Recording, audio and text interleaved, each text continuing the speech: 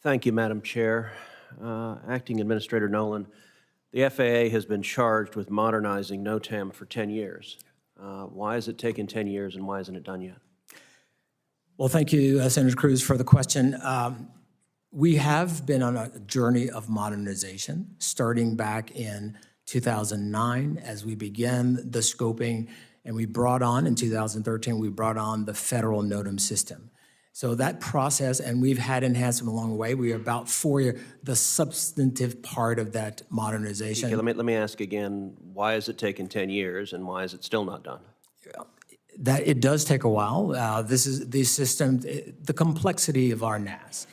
The NOTAMs is just one of thousands of systems that comprise how we oversee the NAS, how we communicate, how we give NOTAMs. This is something I heard you right, your current plan is not to have it modernized until fiscal year 2025, so 2 to 3 years from now. What's to prevent another ground stop in the 2 to 3 years between now and then? Thank you.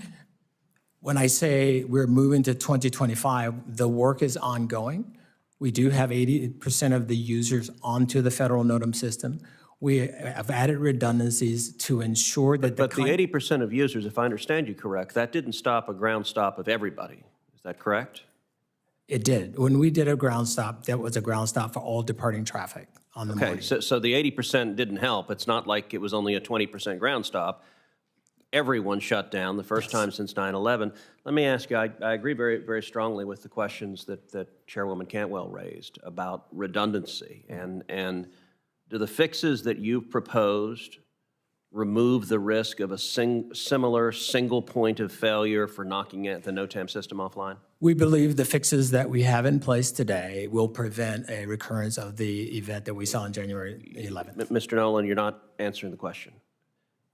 Will the fixes remove the risk of a similar single point of failure from knocking the system out? Is there redundancy being built into it, or can a single screw-up ground air traffic nationwide?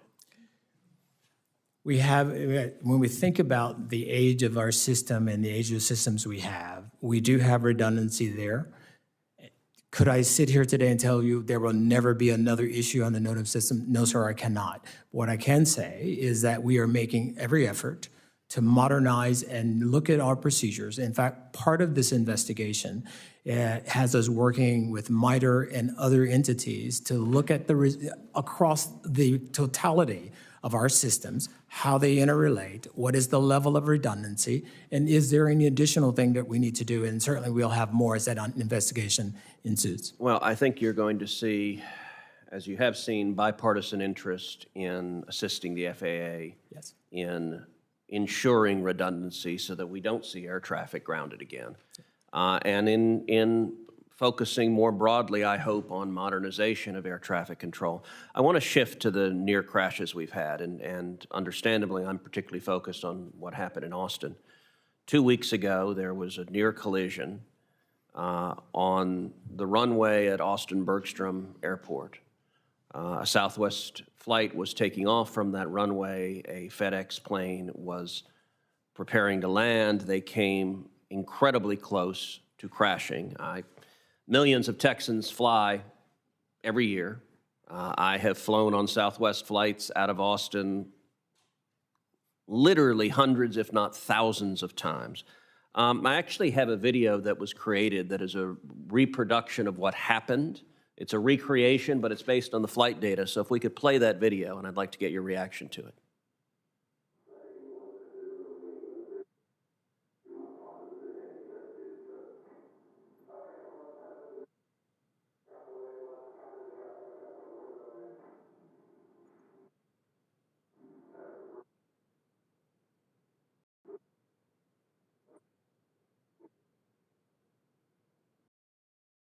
Roger, route to 737. Roger. Southwest 0, confirm on the roll. Roll on now. Southwest aboard. FedEx is on the go. Southwest 708, roger, you turn right when able. Negative.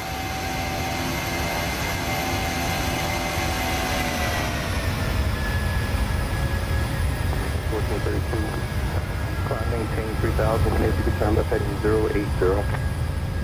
Wind turn to 0803000, FedEx 1432 Heavy.